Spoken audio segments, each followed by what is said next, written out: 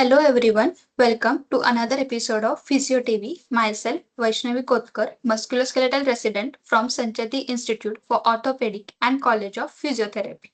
I will talk today about proprioception affection in knee osteoarthritis patient. So the proprioception affection in knee osteoarthritis.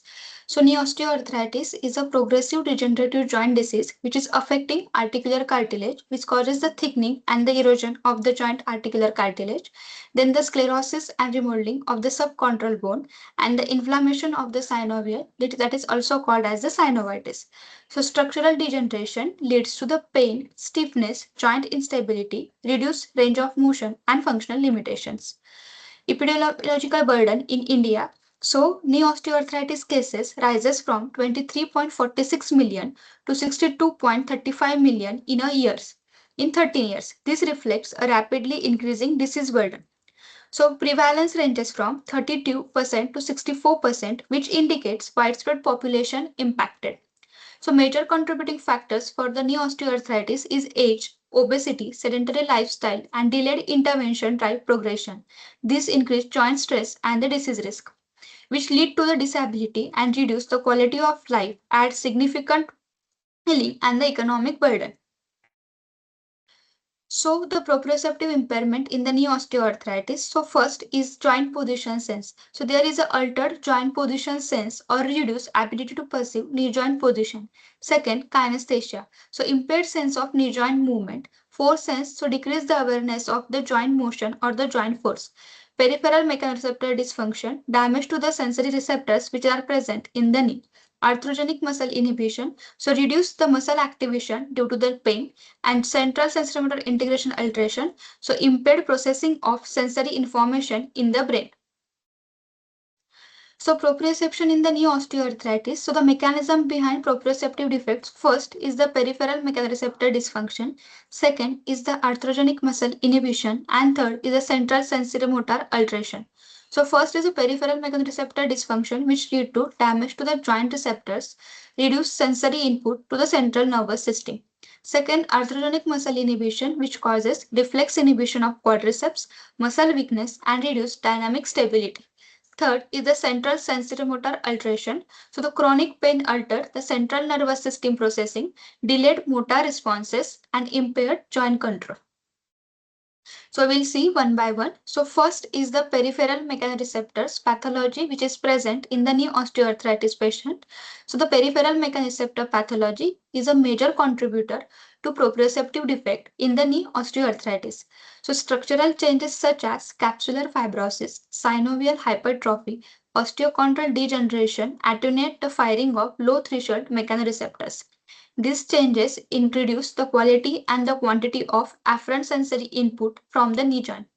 Structural alteration affect the low threshold mechanoreceptors which are present in the anterior cruciate ligament, posterior cruciate ligament, medial collateral ligament, and the lateral collateral ligament, and also in the infrapatellar fat pad.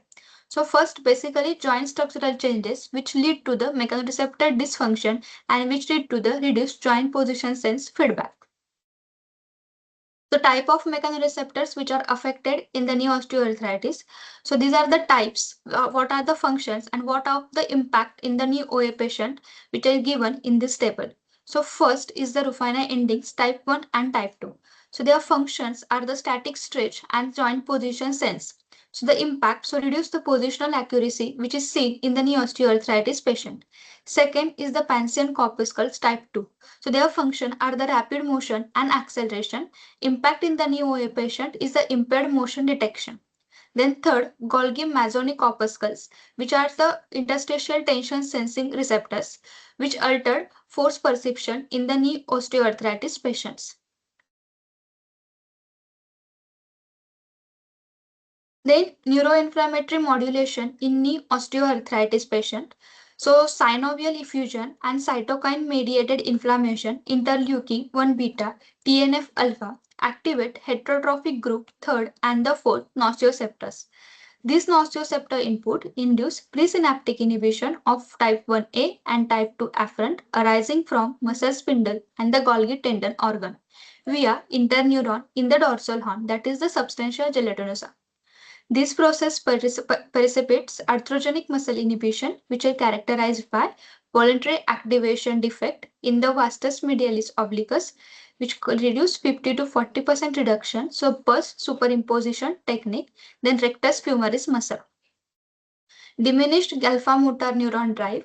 Then third is the reduced H reflex amplitude, so soleus 10 to 25% attenuation. Increased postural sway velocity, so medial lateral sway is more as compared to the anteroposterior sway. Second mechanism is central sensitization and neuroplastic adaptation in knee osteoarthritis patient. So higher centers, including the cerebellum and the somatosensory cortex, integrate proprioceptive input with vestibular and the visual cues to maintain joint stability and postural control. In knee osteoarthritis, altered and noisy afferent signals from peripheral structure overload central processing mechanism, leading to maladaptive neural plasticity. So this result in elevate threshold to detect passive motion by approximately 2 to 3 degree. Second, reduce limits of stability. And third, impaired sensoromotor integration. Again, further exacerbates this defect through the scarpopenia, which reduce the muscle spindle density, slow nerve conduction velocity, and collectively this central and age-related change contribute to proprioceptive decline and balance impairment in the knee osteoarthritis patient. Biomechanical ramifications of proprioceptive dysfunction in knee osteoarthritis patient. So first is the proprioceptive decoupling in the knee osteoarthritis lead to aberrant tibiofemoral kinematics, which is characterized by medial pivot instability, increased peak varus movement, so the approximately 4 to 6% body weight into height. These altered loading mechanics contribute to the development of periarticular bone marrow lesions, accelerated hyaline cartilage attrition. So clinically, approximately 60 to 75% of knee OA patients report knee buckling, which correlates with WOMAC instability scale. So it associated with 2.8-fold increase fall incidence.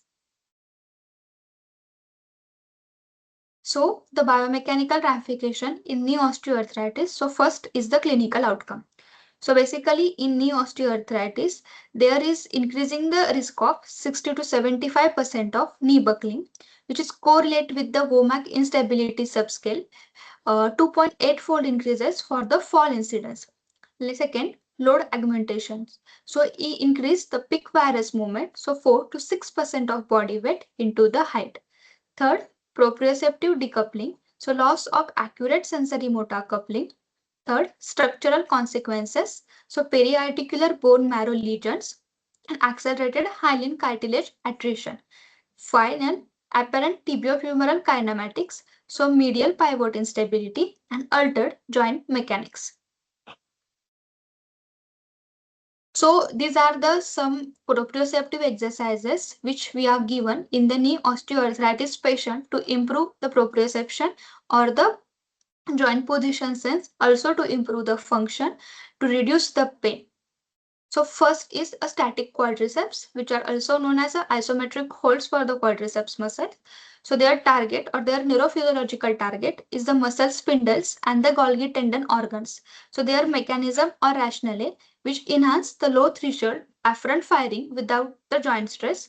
Its clinical benefit in the knee osteoarthritis patient, it improves steady state joint position sense and reduce co-contraction and the pain. Second, seated weight shifts. So this stimulates or target cutaneous and the joint receptors, which causes or which result in challenges hip and knee coordination and medial and the lateral control. So clinical benefit in the knee osteoarthritis patient, it improve anticipatory postural adjustment. Third is seated heel and the toe raises.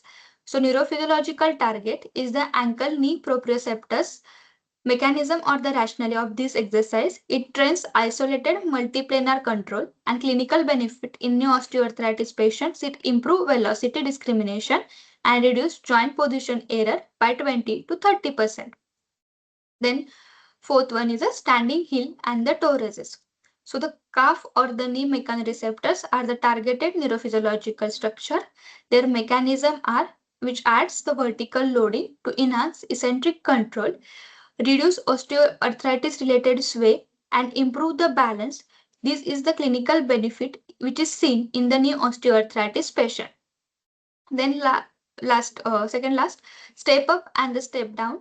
Targeted organ is the dynamic knee afferent. Mechanism and rationale, it demands the precise flexion and the extension feedback.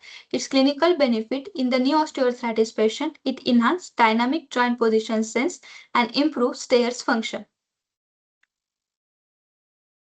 Then again, another exercise, lateral and the backward walking. So its targeted neurophysiological structure is the frontal and sagittal plane receptors. It trains adaptability to shear forces and it helps to superior balance training versus the forward walking. Then seated leg extension. Its targeted neurophysiological structure is the BMO muscle spindles. Its mechanism, it isolates patellar tracking with the low joint load. It improves fine motor control and minimize effusion, these are the clinical benefits seen in the knee osteoarthritis patient. Then marching on spots, its neurophysiological target structure is the timing of afferent signal. Its mechanism promotes the rhythmic coordination and it helps to effective for early OA or osteoarthritis patient for the synergic retraining. Then standing on a foam or uneven surfaces. So the neurophysiological target structure is the ankle knee somatosensory input. It amplifies sensory feedback and reduces postural sway by 50 to 25% modulates edge reflex. Then partial chords 30 to 60 degree. Its neurophysiological target structure is ACL and capsular receptors. Its mechanism optimize quadriceps, hamstrings co-activation, builds endurance in functional ranges. Then walking over obstacles, its neurophysiological target is visual proprioceptive integration. It enhances the predictive feed forward control and clinical benefit seen in the knee osteoarthritis patient reduce the fall risk.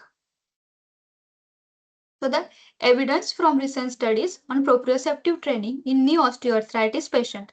So in 2024, a randomized control trial said that proprioceptive exercises which included weight shifts, unstable surface standing, step-ups, outcomes decreasing the pain by 2.5 on a WAS point scales, increase the balance, decrease the fall risk compared to the conventional training. Mechanism enhance the afferent central processing and improve sensoromotor integration. 2025 meta-analysis with the protocols include foam surface training, partial squats, directional walking, that is the lateral, backward or the forward walking. Findings, short-term improvement in balance, improved WOMAC score, evidence level, low certainty, benefits attributed to the mechanoreceptor stimulation and the neural plasticity. So the combined training superiority, so proprioceptive plus strengthening circuits, example rises and marches outperform isolated strengthening which improved isokinetic strength and the joint position sense by 10 to 15 degrees. So the progressive loading, seated or the dynamic perturbation produce cumulative sensoromotor gains sustained for 3 to 6 months post interventions. So the conclusion, evidence supports proprioceptive training as a key neuromechanical intervention that improve pain, balance, strength, and the fall prevention in knee osteoarthritis patients. So thank you. So I would like to thank Dr. Parag Sancheti sir, Mrs. Manisha Sangvi, and Dr. Radha Bhattat and the team of PhysioTV for giving me this opportunity.